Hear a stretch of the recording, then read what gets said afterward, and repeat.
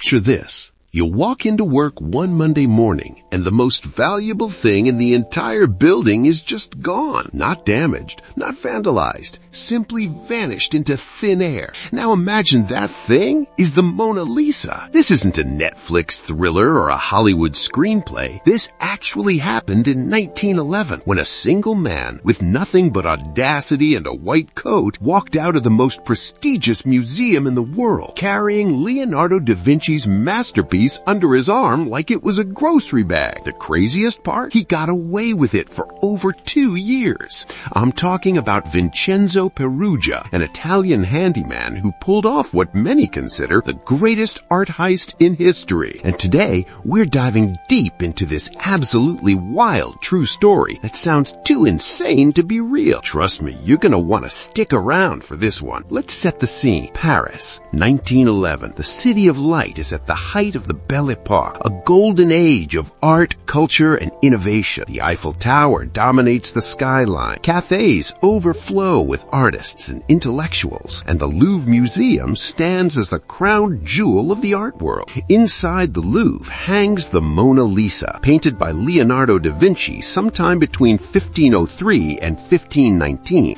Now here's something that might surprise you. Back then, the Mona Lisa wasn't actually the global superstar she is today. Sure, art experts appreciated her, but she was just one of thousands of masterpieces in the Louvre. She wasn't even displayed behind glass. Enter Vincenzo Peruggia, a 30-year-old Italian carpenter and handyman. Short, mustachioed, and utterly ordinary looking, Peruggia had actually worked at the Louvre. He'd been hired as part of a team to construct protective glass cases for some of the museum's paintings. Ironic, right? The guy who would steal the most famous painting in the world literally helped build security for other artworks. But here's where it gets interesting. Peruggia wasn't some criminal mastermind. He wasn't connected to the mob or working for a shadowy art collector.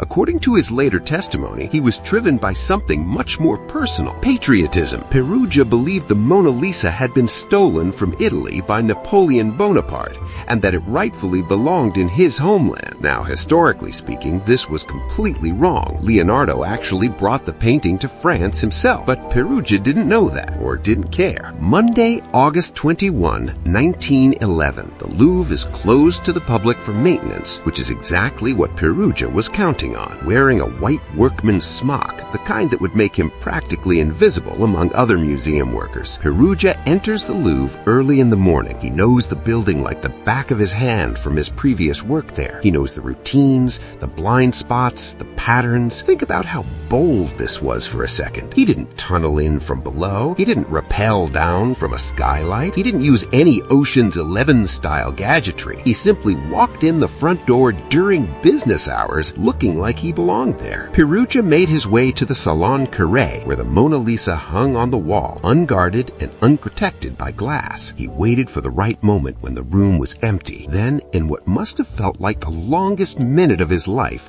he lifted the painting off its 4 iron pegs. The painting was heavy, heavier than you'd think. It was housed in a protective wooden case with glass front, so Peruggia quickly carried it to a nearby service staircase, removed the painting from its frame and case, which he left behind in the stairwell, and tucked the bare wooden panel under his coat. Just imagine the adrenaline, your heart pounding so hard you can hear it in your ears, every footstep echoing like thunder, every corner potentially hiding a guard who could end everything. But here's where Peruggia hit his first snag. The door at the bottom of the staircase was locked. He was trapped in the stairwell with the Mona Lisa under his coat. This is where most heists fall apart, right? This is the moment where security shows up and the jig is up. Not this time. A plumber happened to walk by. Peruggia, thinking fast, simply asked the man to help him with the locked door. The plumber, seeing a workman in a white coat who obviously belonged there, grabbed his toolkit and removed the doorknob. They chatted casually while he worked. Think Think about that. The most famous art theft in history was made possible by a helpful plumber who had no idea he was aiding and abetting a crime. Peruggia walked out of the Louvre, crossed the street, removed his white coat, and vanished into Paris with the Mona Lisa tucked under his arm. The greatest art heist in history had taken less than an hour. Here's the thing that really gets me about this story. Nobody noticed right away. The Mona Lisa wasn't discovered missing until the next day, Tuesday, August 22. A painter named Louis Derude showed up to sketch the Mona Lisa and found an empty space on the wall. But even then, people assumed the painting had been removed for photographing, a common practice. It wasn't until hours later when someone actually checked that the alarm was raised. The Mona Lisa was gone. The Louvre closed immediately. Paris police flooded the museum. Borders were sealed. Ships leaving France were searched. This was an international scandal of epic proportions. France's cultural pride had been wounded, and the entire country was in an uproar. The investigation was, let's call it, enthusiastic, but misguided. Police interrogated hundreds of people. They brought in known art thieves,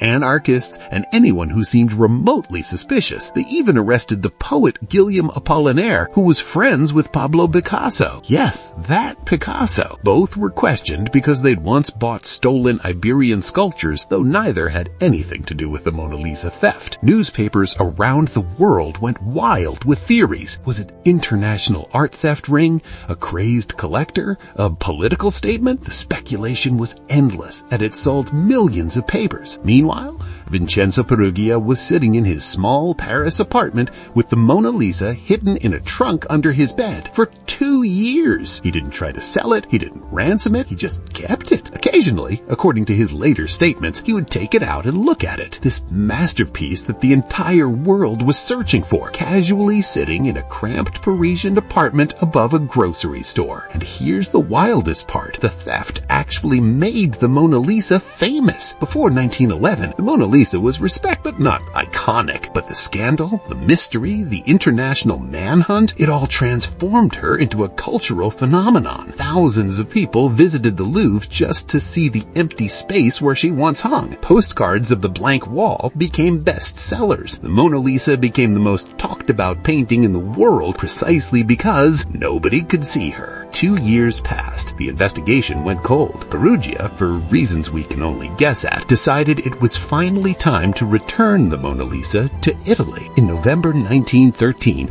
he placed an ad in an Italian newspaper under the alias Leonardo Vincenzo, offering to return the Mona Lisa to Italy. He contacted Alfredo Geri, an art dealer in Florence, claiming he had the stolen painting. Geri was skeptical. Dozens of people had claimed to have the painting over the past 2 years, but he agreed to meet Peruggia anyway. On December 10th, 1913, Peruggia showed up at Geri's office and then took him back to his hotel room, where he pulled out a trunk filled with junk, shoes, broken tools, cheap clothing, and underneath it all, wrapped in red silk, was the Mona Lisa. Geri and Giovanni Poggi, the director of the Uffizi Gallery who he'd brought along, were stunned. They stalled Peruggia, telling him they needed to verify the painting's authenticity at the Uffizi. Peruggia, apparently trusting or naive, agreed. Once they confirmed it was genuine, they contacted the police.